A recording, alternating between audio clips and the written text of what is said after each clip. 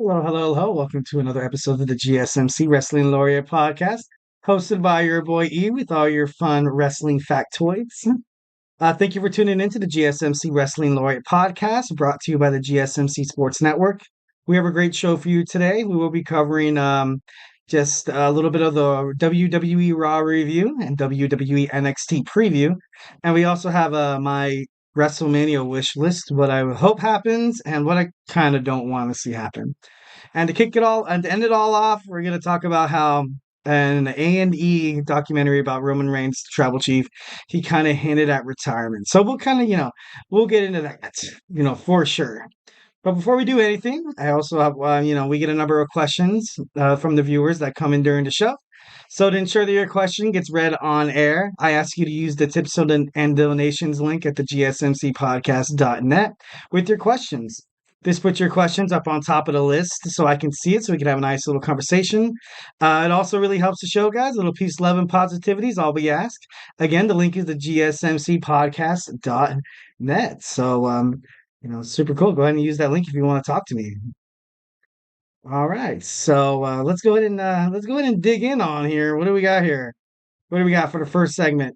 We have da da da da WWE Raw review. So this episode of Raw, obviously, the last Raws that are coming, that are ending, like to the WrestleMania year per se. They're all going to be good, and this one was very, very good. It was a little heartbreaking, to be honest. It was, but he did what he had to do.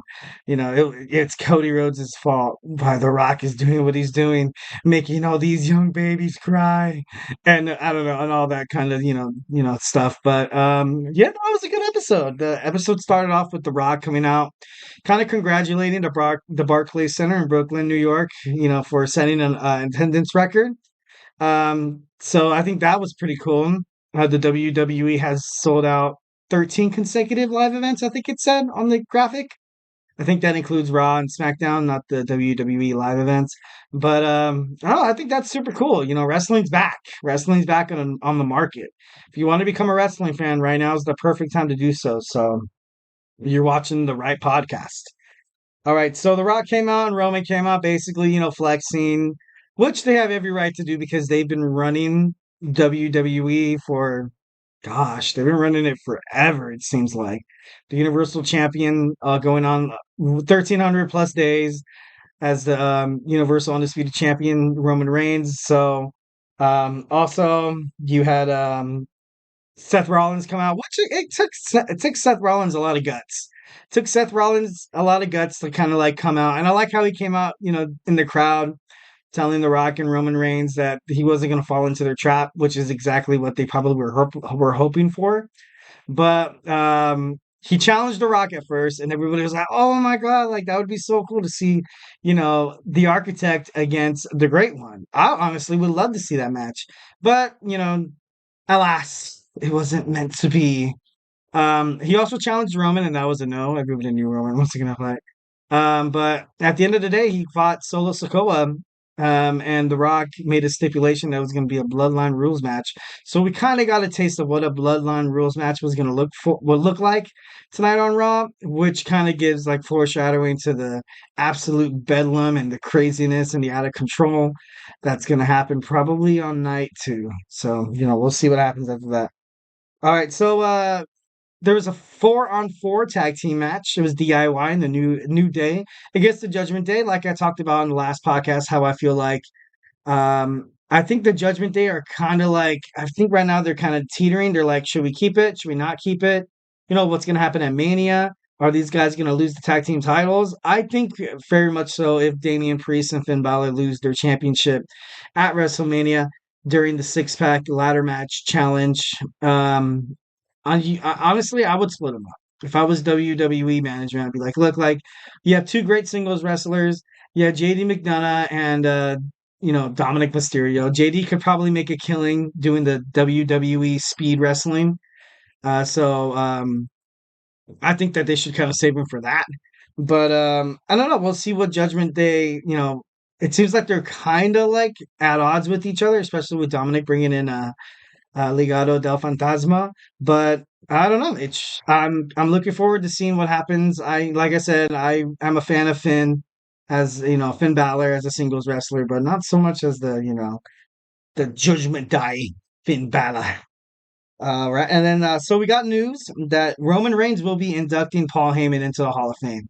This is kind of, I kind of saw this coming, but not again at the same time. Like he's recently, obviously he's been with Roman, he's been with Brock Lesnar, he was with CM Punk, and for a small smidge of time he was with Curtis Axel. But I don't know, just having Roman Reigns come out to induct an announcer, a great promoter. He's also, he was the ECW guy, the only one who gave us like a damn, and I don't. And then you have him, as one of the best managers in WWE history. So I don't know if having Roman do it is like the right way to go about it. But hey, you have the tribal chief doing it, and he looked like he was happy to hear it. So honestly, I kind of want to watch the WWE Hall of Fame induction ceremony just to kind of see how that all works out. So that should be, pretty interesting. So also we have also, like we were talking about the Judgment Day. The Judgment Day lately has been completely. It seemed like they've been in chaos, and I'm only saying that they're in chaos is because Dominic right now he got the go ahead from Damian Priest to be like, look, yeah, man, you can go ahead and fight your dad at WrestleMania, but remember where your allegiance lies. And I don't know, it was just so awkward. It just seemed so awkward between Dominic Mysterio, Damian Priest, even Rhea Ripley, and and all that, which kind of makes me think that is Dominic about to turn on the Judgment Day? I don't know. I feel like for him as a superstar, and if he wants to cement himself as a singles wrestler, he kind of has to do something more than be somebody's lapdog, which he is for the Judgment Day. He's kind of like, he's kind of like the maid, or I don't want to say the B word, but he's kind of like that to the Judgment Day, where he has to like, answer to somebody, Finn Balor. He's like on the bottom of the list. But if you join Legado del Fantasma, he can very much be in that leadership role, which he probably wants to be in next to Santos Escobar. So I think it'd be pretty interesting to kind of see this storyline play out. I think definitely. I don't think it's going to happen at WrestleMania. I really don't think it's going to happen at WrestleMania. But you may never know. I know WrestleMania is notorious for kind of having those shocking moments. You see those memes and everyone's like, "Oh my god!" Like it's Mania season. It's Mania season. That's kind of like, it's kind of like a saying. But I don't know. It'd be super interesting to see what happens between that. And to be honest, I would totally love to see that because Dominic Mysterio, he has to eventually jump into singles competitiveness. I don't know if that's a word. Sorry. Yeah, singles competition, singles category, the singles. Oh God, I'm sorry. I can't think today. But he has to make that jump, and pretty soon he's gonna have to do it without the Judgment Day.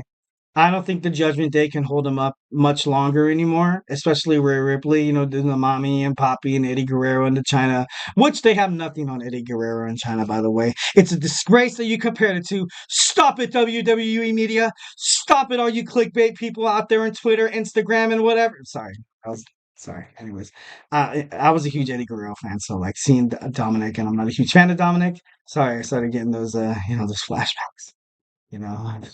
Stress. Just kidding. But anyways, if Dominic Mysterio wants to become a real talk in the wrestling industry, he has to kind of he has to do it like now, like right now, right now. All right, moving on. So we saw Sami Zayn fight Bronson Reed. He was looking amazing during the match. They even did that promo, like that Rocky promo, where he's like, Sammy, what are you afraid of? What's going on? You're not telling me. And he's like, I'm afraid, okay? I'm afraid. And like, you see Gunther, and like he comes out and he kicks his butt. And like, you have the right to be afraid of Gunther. I would be afraid of Gunther. That guy's huge, man. He's the ring general, dude. Like, that guy probably has abs on his legs or something. Like, it's crazy. So I'm anticipating Sami Zayn to lose, and if he does win, then it's I don't know if I'd be a huge fan of that, but no, we'll just see what happened. But the match ended ultimately with Gunther dragging out Gable onto the ramp, and then Sami Zayn went to go, aid him and make sure he's okay, his buddy, his mentor, and his protege, and he got jumped by Gunther. And honestly, after Bronson Reed kind of disappeared, I was kind of thinking because during the match, like he ran out there and like there was no bell that was ringing at all when Gunther attacked him. I was like, dude, didn't Sammy just win by disqualification? But I don't, I'm sure like no one really thought like people would be paying attention to that, but I was WWE. I was. I'm smarter than you. I'm just kidding. No, but and it was a good fight all in all. He fought really well, and Gunther seems unstoppable. So we'll see what happens at WrestleMania. All right, moving on, we have Maxine Dupree teaming up with Ivy Nile against Candice LeRae and Indy Hartwell. To be honest, I think Indy Hartwell is kind of tired of this Candice LeRae kind of thing. And they did lose. They did lose. LeRae was super upset with, Hartwell. So I don't know if they're going to fight or she's going to attack people. But I don't know what they're trying to accomplish with Candice LeRae here. I really honestly don't know. She's a good talent. She was good in NXT, and she's kind of like that NXT star, like Aleister Black, like Lars Sullivan, kind of like that. Who's that other name? Like Keith Lee, where you make it up from WWE NXT to the main card, to the main roster, Raw or SmackDown, and then there's just no room for you. There's no room for you here. I'm sorry, Candice. There's no room for you. And it's sad to say because, I know you're a good talent, and I don't know if they're trying to like kind of compare her to that Alexa Bliss, but you can, beat up how many people you want. You can insult them about how their brother has passed away and he would be super disappointed in you. Thank God he's dead. Like you can say all that stuff, but at the end of the day, you're no more than just like an NXT star that, couldn't make it up in the major leagues, so to speak. But, we'll see what they're going to do with her. I know she's Johnny Gargano's wife, so it's kind of like one of those things where if she does end up, you know, staying on the main roster, she's probably going to be that random heel, kind of like a Lacey Evans. Like I don't know if you guys remember Lacey Evans, but she was like that. She came in, everybody was super excited to see her. She was competing for good matches and like titles and stuff like that, and then she kind of just fizzled away, which is kind of sad because I think she's wrestling somewhere else now. But anyways, so next I have that Drew McIntyre promo where he was in a funeral home, attending a funeral, closing the casket on Seth Rollins' World Heavyweight Championship reign, and it was just like, dude, what are you doing? What are you doing, Drew? Come on, man. You're better than that. You're better than cursing next to a casket. You never curse next to a dead guy, dude. Even if it's figuratively, even if it's fake, man. Like I drive by the cemetery and I'm like, like I'm just kidding, no. But like it should be an interesting match. I kind of want Drew to win, but I don't think that's gonna happen, especially the whole Seth Rollins thing. And Seth Rollins kind of told the girl who interviewed him that he always has a plan B. And a lot of people were kind of speculating that that plan B was to turn on Cody Rhodes. But as a matter of fact, it was a plan B knowing that like he was going to get jumped by the bloodline and that Cody Rhodes was quote unquote not going to be there and ended up being there. But the bloodline, they wound up them and Roman Reigns was hiding under the ring for like forever. What was he doing down there? I wonder if there's like a trap door under the ring. Or do they literally like just wait there, like bring like snacks and like watch like a DVD player or something like that? Remember those portable DVD players? Am I that old? Like, I know, like, cell phones, they don't last a long time. But, like, the battery, especially my battery, you know what I mean? I have an iPhone, but I'm not dissing on iPhones or anything like that. If you have an iPhone, cool, that's awesome. If you have an Android, even better. But, like, I wonder if there's a trapdoor because there's so many times, like, where, oh my God, he comes out from under the ring, and you're like, how the hell, like, how did that happen? Honestly, I think like during the commercials and like I've been to a couple of live events for WWE, and where the whole scene just goes black, and then the only thing that lights up is the Titantron. So you're kind of paying attention to the ad and the commercial kind of thing, and like maybe like he can like slip in or something like that. I don't know. Maybe that's that Houdini act. No, anyways. So And he also mentioned about CM Punk being out of shape has been, and that he gave him the Future Shock DDT at the Royal Rumble. And he essentially ended his WrestleMania hopes. CM Punk was supposed to win the Royal Rumble and challenge Seth Rollins for that main event spot at at WrestleMania. But to be honest, like you have to think about it as well.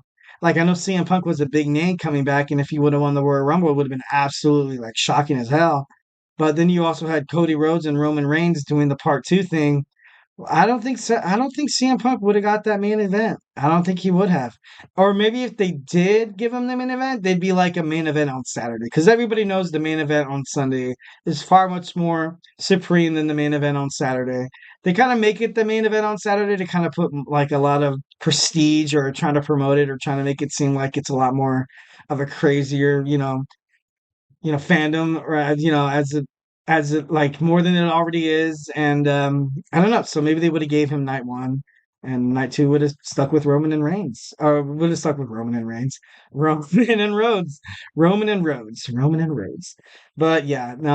Honestly, I think even if CM Punk won the Royal Rumble to challenge Seth Rollins, that would have never made it up to the WrestleMania 40 main event. So you know.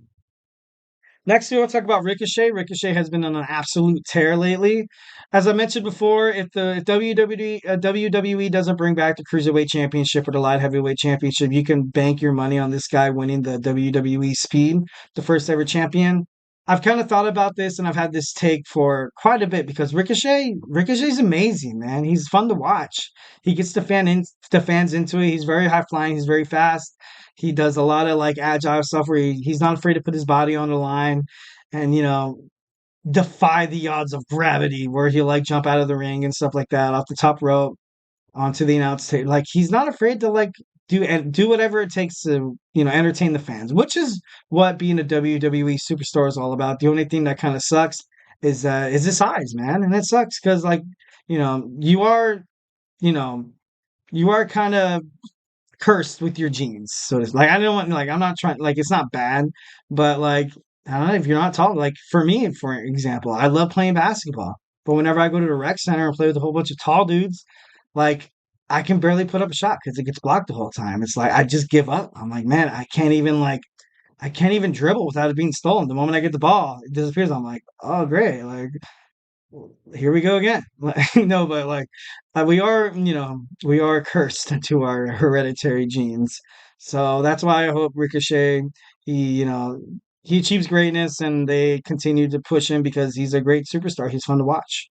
So the new WWE Speed Champion. He's also going to be in the Andre the Giant Battle Royal, where you kind of had that promo with Dominic Mysterio asking Andrade to take him out, and he's like, "You want me to take him out?" And it's like, "No, I'm telling you to take him out." And I was like, "Damn, you don't tell Andrade to do that, yo. Andrade's gonna kill you." No, I really honestly think that Andrade is probably going to because I know Dominic Mysterio. I don't know if he's going to be in the Andre the Giant Battle Royal because he has a match to prepare for the next night. But they probably put him in there just to kind of keep the keep that speculation of if is Andrade going to join the Judgment Day or is he going to join the Legado del Fantasma or if he's just going to roll solo. So should be interesting to see what they do with Andrade. Especially the fact that they recently just signed him back to the WWE. So should be interesting. Next, you have the Rhea Ripley and Becky Lynch Raw. I thought it was kind of funny where Adam Pearce was kind of like, Rhea, like, stop, wait for Mania. And then, Rhea's like, "Oh, okay, I guess I have no other choice. But and like she throws the towel on him, and like she like blitzes through like seven dudes. And I'm like, oh my God, I thought that was funny as hell.